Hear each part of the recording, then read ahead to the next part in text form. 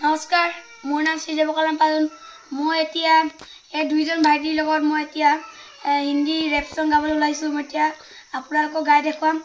গাইসকল আপুনি মোহন পাজন ব্লগটো ভালকৈ চাই দিব এতিয়া মই গাবলৈ আৰম্ভ কৰিছো দে গাইস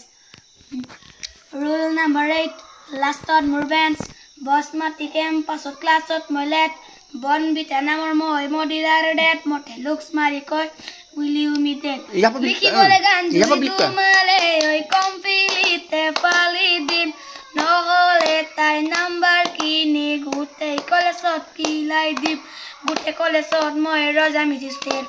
আন্ঠিৰা এন্ঠিজি তিনিটাকে দেন মোৰ বনমাছিবোৰ গুটে কলেজ কনে বকিছে এটাকে পিগুন পালে গেঙে হাতে পাতে বাই সিনিয়ৰক বাদ দে জুনিয়ৰক লাইন জুনিয়ৰক বাদ দে সিনিয়ৰক লাইন বেষ্টি জনী আমাৰ কথা বুজাই দিবা মাজনী